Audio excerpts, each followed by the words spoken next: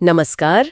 और आज की हमारी खास चर्चा में स्वागत है। नमस्कार। आज हम गोता लगा रहे हैं भारत के संविधान निर्माण की कहानी में। एक बहुत ही दिलचस्प और महत्वपूर्ण विषय। बिल्कुल। हमारे पास एम लक्ष्मीकांत की जानी मानी किताब भारत की राज व्यवस्था के कुछ अंश है और हम कोशिश करेंगे उस पूरी प्रक्रिया को समझने की। मतलब कैसे संविधान सभा बनी, कैसे उसने काम किया। हाँ, और कौन सी बड़ी घटनाएं थीं, किन लोगों का योगदान था जिन्होंने आज के भारत की नींव रखी। ये सिर्फ तारीखों और नामों की कहानी नहीं है। नहीं, बिल्कुल नहीं। ये एक राष्ट्र के बनने की कहानी है, उसकी आकांक्षाओं की कहानी है। सही कहा। ठीक है, तो चलिए शुरू करते हैं। ये जो संविधान सभा का आइडिया था, ये एकदम से तो नहीं आया होगा। मतलब कहाँ से इसकी शुरुआत हुई? नहीं, एकदम से नहीं। इसके पीछे एक सोच थी जो धीरे धीरे मजबूत हुई। देखिए, सबसे पहले ये बात शायद 1934 में एमएन रॉय ने उठाई थी। एमएन रॉय? अच्छा, वामपंथी आंदोलन के नेता। हाँ, वही।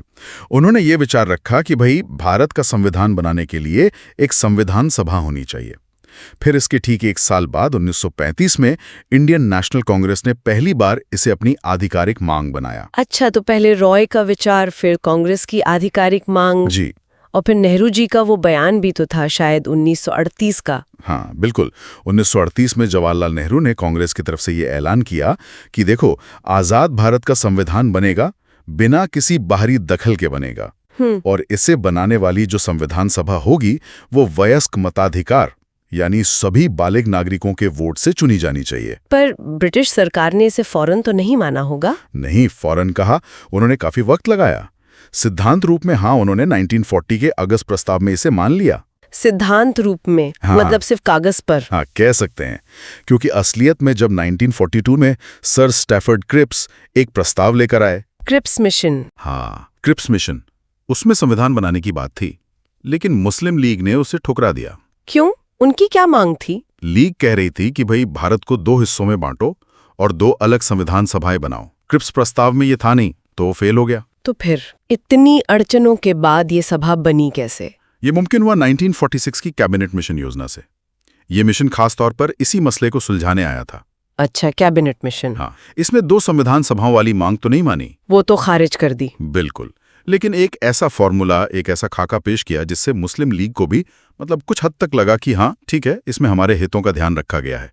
तो इसी योजना के तहत हमारी संविधान सभा का गठन हुआ। अच्छा, तो ये कैबिनेट मिशन योजना ही वो चाबी थी। अब इसके गठन पर आते हैं। हाँ। सीटें वगैरह कैसे तय हुई, कौन लोग थे इसमें? देखिए, योजना के हिसाब से कुल 389 सीटें तय की गईं। 389, ठीक है। इनमें से 296 सीटें थीं ब्रिटिश भारत के लिए, मतलब जो इलाके सीधे अंग्रेजों के कब्जे में थे। और बाकी 93 सीटें थीं देसी रियासतों के लिए, जहां राजा महाराजा थे। अच्छा, और ब्रिटिश भारत की 296 सीटों का भी कोई बंटवारा था? हाँ, बिल्कुल। उसमें से 292 सीटें गवर्नर वाले प्रांतों से आनी थीं और 4 सीटें चीफ कमिश्नर वाले प्रांतों से। और ये सब सीटें बांटी कैसे गईं? किस आधार पर? आधार था जनसंख्या। मोटा मोटा हिसाब था कि हर 10 लाख लोगों पर 1 सीट। 10 लाख पर 1 सीट? और ब्रिटिश प्रांतों में जो सीटें थीं, उनका बंटवारा 3 मुख्य समुदायों में किया गया, मुस्लिम, सिख और सामान्य। सामान्य मतलब? सामान्य यानी मुस्लिम और सिख को छोड़कर बाकी सब, हिंदू, पारसी, ईसाई वगैरह। और ये बंटवारा भी उनकी आबादी के अनुपात में था। समझ गई। सीटें तो बढ़ गईं, लेकिन इन पर लोग चुने कैसे गए? क्या आम चुनाव हुए जैसा नेहरू जी चाहते थे? नहीं, यहीं पर एक पेच है। ये सीधे चुनाव नहीं थे। अच्छा, फिर कैसे? हर प्रांत की जो असेंबली थी, विधानसभा, उसमें जो सदस्य पहले से मौजूद थे, जो खुद भी सीमित वोटिंग से चुने गए थे, बिल्कुल, उन्हीं सदस्यों ने अपने अपने समुदाय के प्रतिनिधियों को चुना। तरीका था अनुपातिक प्रतिनिधित्व और एकल संक्रमणीय मत का। अच्छा, वो प्रोपोर्शनल रिप्रेजेंटेशन वाला सिस्टम। हाँ, वही, ताकि छोटे समूहों को भी अनुमाइंदगी मिल सके। और देसी रियासतों के प्रतिनिधि, उनका क्या हुआ? उनके प्रतिनिधियों को तो वहां के जो प्रमुख थे, राजा वगैरह, उन्हें मनोनीत करना था, उनका चुनाव नहीं होना था। तो मतलब ये सभा पूरी तरह से चुनी हुई नहीं थी? नहीं, ये आंशिक रूप से चुनी हुई थी ब्रिटिश भारत वाले सदस्य और आंशिक रूप से मनोनीत रियासतों वाले सदस्य। और हाँ, ये सीधे वयस्क मताधिकार पर आधारित नहीं थी। ये एक अहम बात है। इसे लेके बाद में आलोचना भी हुई होगी? हाँ, बिल्कुल हुई। इस पर हम बाद में बात करेंगे। ठीक है, तो जुलाई अगस्त 1946 में चुनाव हुए। क्या नतीजे रहे? ब्रिटिश भारत के 296 सीटों के लिए चुनाव हुए। कांग्रेस को जबरदस्त जीत मिली, 208 सीटें। अरे वाह। मुस्लिम लीग को 73 सीटें मिली और बाकी 15 सीटें छोटे मोटे दलों और आजाद उम्मीदवारों को गईं। और देसी रियासतें, उनकी 93 सीटों का क्या? उन्होंने शुरू में दूरी बनाए रखी। वो तय नहीं कर पा रहे थे कि शामिल हों या न हों, तो उनकी सीटें खाली रह गईं। भले ही चुनाव सीधे नहीं हुए, लेकिन क्या सभा में समाज के सभी वर्गों की शक्ल दिखती थी? क्या प्रतिनिधित्व था? हाँ, ये जरूर कह सकते हैं। मतलब कांग्रेस की सीटों पर भी अलग अलग पृष्ठभूमि के लोग चुनकर आए थे। तो कुल मिलाकर हिंदू, मुस्लिम, सिख, पारसी, एंग्लो इंडियन, भारतीय, ईसाई, SC ST सबका प्रतिनिधित्व था। महिलाएं भी थीं? हाँ, महिलाएं भी अच्छी खासी संख्या में थीं। शायद एकमात्र बड़ा नाम जो सदस्य नहीं था वो महात्मा गांधी थे। अच्छा, गांधी जी नहीं थे? ये दिलचस्प है। जी। तो सभा बन गई, सदस्य आ गए, हालांकि रियासतें और लीग पूरी तरह शामिल नहीं हुए। अब काम कैसे शुरू हुआ? पहली बैठक कब हुई? पहली बैठक हुई 9 दिसंबर 1946 को। ठीक। लेकिन जैसा डर था, मुस्लिम लीग ने इसका बाइकआउट कर दिया। वो अलग पाकिस्तान पर अड़े थे। तो फिर कितने लोग आए? सिर्फ 211 सदस्य ही शामिल हुए। अच्छा, तो पहले दिन अध्यक्षता किसने की? उस दिन सभा के सबसे बुजुर्ग सदस्य थे डॉक्टर सच्चिदानंद सिन्हा। उन्हें फ्रांस की तरह अस्थायी अध्यक्ष चुना गया। अस्थायी? तो स्थायी अध्यक्ष कब चुने गए? 2 दिन बाद ही 11 दिसंबर को डॉक्टर राजेंद्र प्रसाद को निर्विरोध स्थायी अध्यक्ष चुन लिया गया। और उपाध्यक्ष? उपाध्यक्ष 2 थे, HC मुखर्जी और VT कृष्णमाचारी। ठीक है, तो नेतृत्व तय हो गया। जी। फिर आया वो बहुत मशहूर उद्देश्य प्रस्ताव। ये क्या था? इसे इतना अहम क्यों मानते हैं? ये बेहद अहम था। 13 दिसंबर 1946 को पंडित नेहरू ने इसे सभा में पेश किया। नेहरू जी ने? हाँ, ये सिर्फ एक प्रस्ताव नहीं था, ये एक तरह से होने वाले संविधान का नक्शा था, उसका दर्शन था, उसकी आत्मा थी। इसमें बताया गया कि हम कैसा भारत बनाना चाहते हैं। क्या खास बातें थी इसमें? कई बातें थी, जैसे भारत एक स्वतंत्र संप्रभु गणराज्य होगा। हाँ। ये ब्रिटिश भारत, देशी रियासतों और बाकी इलाकों को मिलाकर एक संघ बनेगा। एक दिलचस्प बात यह थी कि इसमें शुरू में अवशिष्ट शक्तियां, मतलब बची खुची शक्तियां जो केंद्र को नहीं दी गईं, वो राज्यों के पास रखने का प्रस्ताव था। अच्छा, ये तो आज से अलग है। हाँ, ये उस वक्त के माहौल को दिखाता है। फिर इसमें कहा गया कि सारी शक्ति, सारा अधिकार जनता से मिलेगा। जनता सॉवरेन होगी? बिल्कुल। सभी नागरिकों के लिए न्याय, सामाजिक, आर्थिक, राजनीतिक स्वतंत्रता, सोचने की, बोलने की, विश्वास की, धर्म की, समानता, अवसर की, इन सब का वादा था। और अल्पसंख्यकों के लिए? हाँ, अल्पसंख्यकों, पिछड़े और कबायली इलाकों के लोगों के हितों की रक्षा का भी जिक्र था। भारत की एकता, अखंडता बनाए रखने और दुनिया में शांति और मानव कल्याण में योगदान देने का संकल्प भी था। इसे कब माना गया? इसे 22 जनवरी 1947 को काफी बहस के बाद सर्वसम्मति से स्वीकार कर लिया गया। और इसका असर क्या हुआ संविधान पर? गहरा असर पड़ा। हमारे संविधान की जो प्रस्तावना है, जो प्रियम्बल है, वो काफी हद तक इसी उद्देश्य प्रस्ताव का सुधरावा रूप है। इसने संविधान की दिशा तय कर दी थी। इसी दौरान देश में माहौल तेजी से बदल रहा था। आजादी, बंटवारा, 1947 का जो स्वतंत्रता अधिनियम आया, उसका सभा पर क्या असर पड़ा? हाँ, उस अधिनियम ने सभा की हैसियत में 3 बड़े बदलाव किए। क्या थे वो? पहला, सभा पूरी तरह से संप्रभु बन गई, सॉवरेन। अब वो ब्रिटिश संसद के किसी भी कानून को बदल सकती थी, खत्म कर सकती थी। मतलब अब वो पूरी तरह आजाद थी? बिल्कुल, किसी भी तरह का संविधान बनाने के लिए आजाद। दूसरा बदलाव ये था कि सभा अब सिर्फ संविधान बनाने वाली बॉडी नहीं रही, वो एक विधायिका भी बन गई, लेजिस्लेचर। अच्छा, मतलब 2 काम एक साथ। हाँ, देश के लिए संविधान बनाना और साथ ही आम कानून भी बनाना। तो अध्यक्षता कौन करता था? जब सभा संविधान बनाने बैठती तो डॉक्टर राजेंद्र प्रसाद अध्यक्ष होते, और जब वो विधायिका के तौर पे मिलती कानून बनाने के लिए, तो GV मावलंकर अध्यक्षता करते। दिलचस्प। ये कब तक चला? ये दोहरी भूमिका 26 नवंबर 1949 तक चली, जब तक संविधान बन नहीं गया। और तीसरा बदलाव, वो तो बंटवारे से जुड़ा होगा। हाँ, बिल्कुल। तीसरा बड़ा बदलाव यही था कि मुस्लिम लीग के वो सदस्य जो पाकिस्तान वाले इलाकों से चुनकर आए थे, वो सभा से अलग हो गए। तो सदस्यों की संख्या कम हो गई होगी? हाँ, काफी कम हो गई। जो शुरू में 389 थी, वो घटकर 299 रह गईं। ब्रिटिश प्रांतों की सीटें 296 से 229 हो गईं और देसी रियासतों की 93 से 70 रह गईं। और क्या बंटवारे के बाद देसी रियासतें शामिल हुईं? हाँ, धीरे धीरे ज्यादातर देसी रियासतें जो भारत का हिस्सा बनी, उनके प्रतिनिधि भी सभा में आ गए। संविधान बनाने का काम तो बहुत बड़ा था ही। इसके अलावा भी सभा ने कुछ और काम किए? हाँ, कई और महत्वपूर्ण काम किए। जैसे मई 1949 में ये तय किया कि भारत राष्ट्रमंडल यानी कॉमनवेल्थ का सदस्य बना रहेगा। अच्छा। 22 जुलाई 1947 को हमारे राष्ट्रीय ध्वज तिरंगे को अपनाया गया। हाँ, ये तारीख तो याद है। और फिर 24 जनवरी 1950 को, मतलब संविधान लागू होने से ठीक 2 दिन पहले, राष्ट्रगान जनगणमन और राष्ट्रगीत वंदे मातरम दोनों को स्वीकार किया गया। और राष्ट्रपति? उसी दिन 24 जनवरी 1950 को ही डॉक्टर राजेंद्र प्रसाद को स्वतंत्र भारत के पहले राष्ट्रपति के रूप में भी चुन लिया गया। बाप रे, कितने सारे काम। इसमें समय तो बहुत लगा होगा। समय तो लगा, कुल 2 साल 11 महीने और 18 दिन, लगभग 3 साल। हाँ, करीब करीब। इस दौरान कुल 11 सत्र हुए, बैठकें हुई। कहते हैं कि बनाने वालों ने लगभग 60 देशों के संविधानों को पढ़ा, उनको खंगाला। 60 देश? जी। और जो संविधान का मसौदा था, ड्राफ्ट, उस पर ही 114 दिन बहस चली। और खर्चा कितना आया होगा अंदाजन? उस जमाने के हिसाब से करीब 64 लाख रुपए का खर्चा बताया जाता है। 64 लाख? उस समय तो ये बहुत बड़ी रकम होगी। हाँ, काफी बड़ी रकम थी। और सभा का काम कब पूरा माना गया? आखिरी बैठक कब हुई? आखिरी बैठक हुई 24 जनवरी 1950 को। अच्छा, उसी दिन जब राष्ट्रपति चुने गए और राष्ट्रगान गीत अपनाए गए। हाँ, और इसके बाद जब 26 जनवरी 1950 को संविधान लागू हो गया, तो यही संविधान सभा 1951-52 के पहले आम चुनाव होने तक भारत की अंतरिम संसद, प्रोविजनल पार्लियामेंट के तौर पर काम करती रही। ये तो हुई पूरी प्रक्रिया, लेकिन इतना बड़ा काम कुछ ही लोग तो नहीं कर सकते। समितियों का क्या रोल था?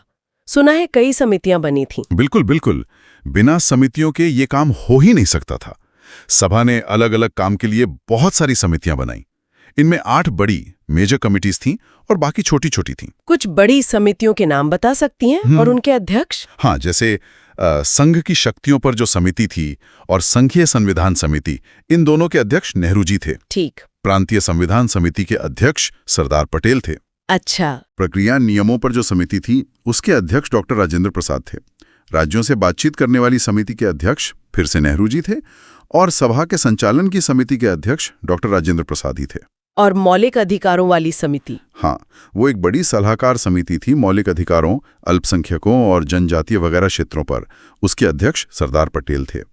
और फिर इसकी कई उपसमितियां भी थीं, जैसे मौलिक अधिकारों पर जेबी कृपलानी की अध्यक्षता में, अल्पसंख्यकों पर एचसी मुखर्जी की अध्यक्षता में। काफी विस्तृत व्यवस्था थी। जी हाँ। और इन सब में सबसे ज्यादा चर्चित, शायद सबसे महत्वपूर्ण समिति प्रारूप समिति, ड्राफ्टिंग कमेटी। हाँ, यकीनन प्रारूप समिति या ड्राफ्टिंग कमेटी ही सबसे अहम थी। इसका गठन हुआ 29 अगस्त 1947 को, आजादी के तुरंत बाद। हाँ, इसकी जिम्मेदारी थी कि जो बाकी समितियों ने सुझाव दिए हैं, प्रस्ताव दिए हैं, उन सब पर विचार करके संविधान का एक मसौदा, एक ड्राफ्ट तैयार करे। और इसके अध्यक्ष थे डॉक्टर BR अम्बेडकर। बाबा साहब अम्बेडकर। उनके अलावा और कौन कौन थे इस समिति में? इसमें कुल 7 सदस्य थे। डॉक्टर अम्बेडकर अध्यक्ष थे। बाकी थे N. Gopalaswami Ayyangar, Alladi Krishnaswami Iyer, doctor KM Munshi, Syed Mohammad Saadulla, N. Madhavrao. हाँ, इन्होंने बाद में BL मित्तर की जगह ली थी, जो शायद स्वास्थ्य कारणों से हट गए थे। और 7वें थे TT कृष्णमाचारी, जो DP खेतान के निधन के बाद सदस्य बने थे। अच्छा, तो ये 7 लोग थे जिन्होंने मसौदा तैयार किया। जी, इन 7 लोगों ने मिलकर संविधान का पहला मसौदा फरवरी 1948 में पेश किया। फरवरी 1948।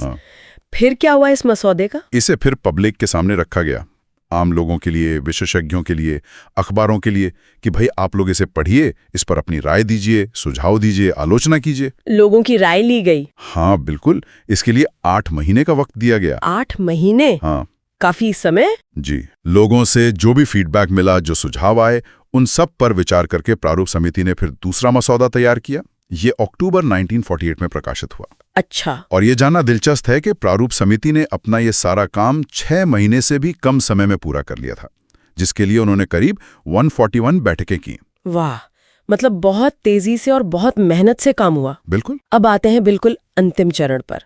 ये मसौदा संविधान कैसे बना, इसे स्वीकार कैसे किया गया? हाँ, तो डॉक्टर अंबेडकर ने जो अंतिम मसौदा था उसे 4 नवंबर 1948 को सभा में पेश किया। इसे संविधान की पहली रीडिंग या पहला वाचन कहा गया। पहली रीडिंग। इस पर करीब 5 दिन आम बहस हुई। फिर शुरू हुई दूसरी रीडिंग या दूसरा वाचन। ये सबसे लंबा चला। कब से कब तक? ये 15 नवंबर 1948 से शुरू होकर 17 अक्टूबर 1949 तक चला। करीब 1 साल। 1 साल।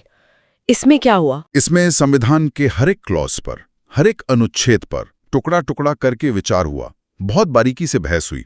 कहते हैं कि इस दौरान लगभग 7,653 संशोधन प्रस्तावित किए गए। 7,000 से ज्यादा? हाँ, और उनमें से करीब 2473 पर तो सभा में बाकायदा चर्चा हुई, बहस हुई। बाप रे, इतने संशोधन! इससे पता चलता है कि कितनी गहराई से मंथन हुआ होगा। बिल्कुल, हर पहलू पर विचार किया गया। फिर तीसरी रीडिंग? दूसरी रीडिंग खत्म होने के बाद तीसरी रीडिंग 14 नवंबर 1949 को शुरू हुई। इसमें डॉक्टर अंबेडकर ने प्रस्ताव रखा कि सभा द्वारा तय किया गया संविधान पारित किया जाए। और वो पारित हो गया। हाँ, 26 नवंबर 1949 को ये प्रस्ताव पारित घोषित कर दिया गया। अध्यक्ष ने और जो सदस्य उस दिन उपस्थित थे उन्होंने इस पर हस्ताक्षर किए। कितने सदस्यों ने हस्ताक्षर किए? उस दिन 299 में से 284 सदस्य मौजूद थे और उन सब ने हस्ताक्षर किए। तो यही है वो ऐतिहासिक तारीख, 26 नवंबर 1949। जी हाँ, यही वो तारीख है जिसका जिक्र हमारे संविधान के प्रस्तावना में है, जिस दिन भारत के लोगों ने इस संविधान को अपनाया, लागू किया और खुद को सौंपा। Adopt, enact and give to ourselves this constitution. उस दिन अपनाए गए संविधान में क्या क्या था? उसमें एक प्रस्तावना थी, 395 अनुच्छेद थे और 8 अनुसूचियां थीं। और प्रस्तावना कब लागू हुई? दिलचस्प बात यह है कि प्रस्तावना को पूरे संविधान के लागू होने के बाद लागू किया गया था। अच्छा। डॉक्टर अंबेडकर की भूमिका को अक्सर संविधान का पिता या चीफ आर्किटेक्ट कहा जाता है। उनका योगदान कितना महत्वपूर्ण था इस पूरी प्रक्रिया में? देखिए, उनकी भूमिका तो असाधारण थी। वो सिर्फ प्रारूप समिति के अध्यक्ष ही नहीं थे। उन्होंने सभा में मसौदे को पेश किया, हर बहस का जवाब दिया, तर्कों से अपनी बात रखी, जटिल से जटिल मुद्दों पर स्पष्टता लाई। हाँ, उनकी बहसें तो बहुत मशहूर हैं। बिल्कुल, उनकी लगन, उनकी नज़वत्ता, उनका कानूनी ज्ञान और सामाजिक न्याय के प्रति उनकी प्रतिबद्धता, इन सब ने संविधान के अंतिम स्वरूप को गढ़ने में बहुत बड़ी भूमिका निभाई। इसीलिए उन्हें संविधान का पिता या आधुनिक मनु कहना बिल्कुल सही है। तो 26 नवंबर 1949 को संविधान अपना लिया गया। क्या उसी दिन से सब कुछ लागू हो गया, सारे अनुच्छेद? नहीं, पूरा संविधान एक साथ लागू नहीं हुआ। कुछ बहुत जरूरी प्रावधान थे, खासकर नागरिकता से जुड़े हुए अनुच्छेद 5, 6, 7, 8, 9, चुनाव से जुड़े अनुच्छेद 324, अंतरिम संसद और कुछ अस्थायी व्यवस्थाओं से जुड़े हुए अनुच्छेद। ये सब मिलाकर करीब 15-16 अनुच्छेद 26 नवंबर 1949 को ही लागू हो गए थे। अच्छा, सिर्फ कुछ जरूरी वाले? हाँ। तो फिर 26 जनवरी 1950 का क्या महत्व है? हम गणतंत्र दिवस उसी दिन क्यों मनाते हैं? क्योंकि संविधान का जो बड़ा हिस्सा था, जो बाकी बचे हुए प्रावधान थे, वो 26 जनवरी 1950 को लागू हुए। इसी दिन को संविधान की शुरुआत की तारीख या कमेंसमेंट डेट माना जाता है और इसीलिए हम इसे गणतंत्र दिवस के रूप में मनाते हैं। और 26 जनवरी की तारीख ही क्यों चुनी गई? कोई खास वजह? हाँ, इसकी एक ऐतिहासिक वजह है। इसी दिन 26 जनवरी को 1930 में भारतीय राष्ट्रीय कांग्रेस ने लाहौर अधिवेशन, जो दिसंबर 1929 में हुआ था, के बाद पहली बार पूर्ण स्वराज दिवस मनाया था। अच्छा, पूर्ण स्वराज दिवस। हाँ, तो उस ऐतिहासिक दिन की याद को ताज़ा रखने के लिए तारीख चुनी गई। संविधान लागू होते ही जो पुराने कानून थे, जैसे भारतीय स्वतंत्रता अधिनियम 1947 और भारत शासन अधिनियम 1935, वो खत्म हो गए। समझ गई। एक बात और जो शायद कम लोग जानते हैं, वो कांग्रेस के विशेषज्ञ समिति के बारे में है। ये क्या थी, इसका क्या रोल था? हाँ, ये एक दिलचस्प पहलू है। जुलाई 1946 में जब सभा के चुनाव हो ही रहे थे, कांग्रेस पार्टी ने, मतलब पार्टी के स्तर पर, एक विशेषज्ञ समिति बनाई थी। पार्टी ने? सभा ने नहीं? नहीं, पार्टी ने। इसमें नेहरू जी थे, आसफ अली, के.एम. मुंशी, एन. गोपाल स्वामी आयंगर, गाडगिल जैसे बड़े नेता शामिल थे। बाद में कृपलानी जी भी जुड़े। इसका काम क्या था? इसका काम था पर्दे के पीछे रहकर संविधान सभा के लिए सामग्री तैयार करना, जैसे कामकाज की प्रक्रिया क्या हो, उद्देश्य प्रस्ताव का ड्राफ्ट कैसा हो, वगैरह वगैरह। भले ही ये पार्टी की अपनी समिति थी, लेकिन इसके काम ने संविधान निर्माण की प्रक्रिया को अंदर ही अंदर काफी प्रभावित किया। ग्रैनविल ऑस्टिन ने इसका जिक्र किया है। अच्छा, मतलब तैयारी पहले से चल रही थी? जी हाँ। इतने बड़े और ऐतिहासिक काम के बावजूद क्या संविधान सभा की आलोचना भी हुई? हाँ, आलोचनाएं तो हुई और कई आधारों पर हुई। जैसे कि? एक मुख्य आलोचना ये थी कि ये सभा प्रतिनिधि निकाय नहीं थी, नॉट अ रिप्रेजेंटेटिव बॉडी, क्योंकि सदस्य सीधे जनता ने वयस्क मताधिकार से नहीं चुने थे। हाँ, ये बात तो हमने शुरू में की थी। दूसरी आलोचना संप्रभुता को लेकर थी कि ये सॉवरेन बॉडी नहीं थी, क्योंकि इसका गठन ब्रिटिश सरकार के प्रस्तावों पर हुआ था और इसकी बैठकें भी उनकी इजाजत से होती थीं। लेकिन 1947 के बाद तो ये बदल गया था ना? हाँ, तकनीकी रूप से 1947 के स्वतंत्रता अधिनियम के बाद ये संप्रभु हो गई थी, लेकिन आलोचक कहते हैं कि इसकी पैदाइश ही ब्रिटिश प्रस्तावों से हुई। और समय को लेकर भी कुछ कहा गया? हाँ, कुछ लोगों ने कहा कि इसमें जरूरत से ज्यादा समय लगा, 2.5-3 साल। उन्होंने अमेरिका के संविधान से तुलना की, जो कहते हैं सिर्फ 4 महीने में बन गया था। लेकिन भारत की परिस्थितियां भी तो अलग थीं। बिल्कुल, भारत की विविधता, जटिलता, बंटवारे का माहौल, इन सब को देखते हुए यह तुलना शायद ठीक न हो। एक और आम आलोचना सुनने में आती है, कांग्रेस का दबदबा। हाँ, ये बहुत कहा गया। ग्रैनविल ऑस्टिन ने तो यहां तक कहा कि सभा एक दलीय देश का एक दलीय निकाय थी। सभा ही कांग्रेस थी और कांग्रेस ही भारत था। क्या ये सच था? देखिए, ये सच है कि कांग्रेस का भारी बहुमत था, लेकिन ये भी सच है कि कांग्रेस खुद उस समय एक इंद्रधनुषी पार्टी थी, जिसमें हर तरह की विचारधारा के लोग थे। दक्षिणपंथी, वामपंथी, मध्यमार्गी, सब थे। अच्छा। हाँ, तो पार्टी के भीतर ही काफी बहस होती थी। और एक आलोचना ये भी है कि इसमें वकीलों और नेताओं का बोलबाला था। हाँ, ये भी कहा गया कि सभा में वकीलों और नेताओं की संख्या बहुत ज्यादा थी, जिससे समाज के बाकी वर्गों जैसे किसान, मजदूर, कारीगर, इनका प्रतिनिधित्व कम हुआ और इसी वजह से संविधान की भाषा भी काफी कानूनी और जटिल हो गई, जो आम आदमी के लिए समझना मुश्किल है कुछ हद तक। और आखिर में कुछ ने इसे हिंदुओं का निकाय तक कह दिया। हिंदुओं का निकाय? किसने? जैसे लॉर्ड विस्काउंट साइमन ने कहा था। विंस्टन चर्चिल ने भी कुछ ऐसी ही टिप्पणी की थी कि ये भारत के केवल एक बड़े समुदाय का प्रतिनिधित्व करती है। लेकिन हमने तो देखा कि इसमें सभी समुदायों के लोग थे। हाँ, प्रतिनिधित्व तो सभी का था, भले ही संख्या के अनुपात में ना रहा हो। मुस्लिम लीग के हटने के बाद हिंदुओं का प्रतिशत जरूर बढ़ा, लेकिन फिर भी ये कहना कि ये सिर्फ हिंदुओं का निकाय था शायद अतिशोक्ति होगी। चलिए, आलोचनाएं तो हर बड़े काम की होती हैं। अब अंत में कुछ रोचक और जरूरी तथ्य जान लेते हैं। सभा का प्रतीक चिन्ह या मुहर क्या थी? सभा की मुहर पर प्रतीक के रूप में हाथी को अपनाया गया था, एलिफेंट। हाथी, अच्छा। और संवैधानिक सलाहकार कौन थे? कानूनी सलाहकार? वो थे सर BN राव, एक बहुत बड़े विधिवेत्ता और सिविल सर्वेंट थे। उनका योगदान बहुत महत्वपूर्ण था। और सभा के सचिव कौन थे? सेक्रेटरी? HVR अयंगर। एक और नाम आता है, मुख्य प्रारूपकार, चीफ ड्राफ्ट्समैन। वो कौन थे? हाँ, वो थे SN मुखर्जी। उनका काम था समिति द्वारा तय की गई बातों को स्पष्ट और सटीक कानूनी भाषा में ढालना। डॉक्टर अंबेडकर ने उनकी बहुत तारीफ की थी। अच्छा, और ये जो हमारा मूल संविधान है, इसे हाथ से किसने लिखा था? सुलेखन किसने किया था? जो अंग्रेजी वाला मूल संविधान है, उसे बेहद खूबसूरत इटैलिक स्टाइल में प्रेम बिहारी नारायण रायजादा ने लिखा था। प्रेम बिहारी नारायण रायजादा, वाह। और इसका हिंदी सुलेखन? हिंदी सुलेखन वसंत कृष्ण वैद्य द्वारा किया गया था। और सुना है इसे सजाया भी गया था, चित्र वगैरह? हाँ, बिल्कुल। मूल संविधान के हर पन्ने को शांति निकेतन के कलाकारों ने सजाया था। नंदलाल बोस और ब्यूहर राम मनोहर सिन्हा इसमें प्रमुख थे। हर भाग की शुरुआत में एक सुंदर चित्र है जो भारत के हजारों साल के इतिहास और संस्कृति को दर्शाता है। ये तो बहुत ही खास बात है जी। एक आखिरी सवाल, क्या संविधान का कोई आधिकारिक हिंदी अनुवाद शुरू से ही था? नहीं, ये एक जरूरी बात है। मूल संविधान जब 1950 में लागू हुआ, तब उसका कोई आधिकारिक हिंदी पाठ नहीं था। अच्छा, फिर ये कब आया? ये बाद में जोड़ा गया। 1987 में 58वां संविधान संशोधन किया गया। उसके जरिए अनुच्छेद 394 क जोड़ा गया।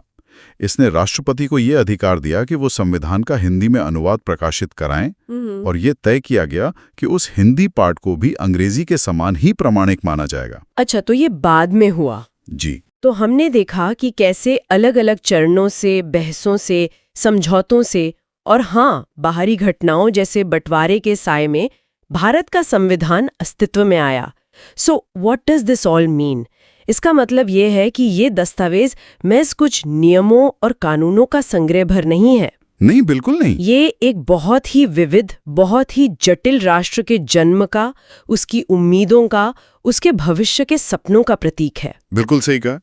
और यहाँ दिलचस्प बात यह है, What's fascinating here is कि इतनी सारी अलग-अलग आवाजों, इतने सारे दबावों, हितों के टकराव और बंटवारे की उस भयानक त्रासदी के बीच एक ऐसा संतुलन बनाना, एक ऐसा संविधान तैयार करना जो न सिर्फ काम करे बल्कि टिकाऊ भी साबित हो, ये वाकई में एक असाधारण, एक रिमार्केबल उपलब्धि थी। हाँ, ये तो मानना पड़ेगा। आलोचनाएं अपनी जगह जरूर हैं और वो जायज भी हो सकती हैं, लेकिन इस संविधान ने तमाम चुनौतियों के बावजूद पिछले 7 दशकों से भी ज्यादा समय से भारत को एक जीवंत, गतिशील लोकतंत्र के रास्ते पर आगे बढ़ाया है। बिल्कुल, this raises an important question, और ये हमें एक सोचने वाली बात पर छोड़ जाता है।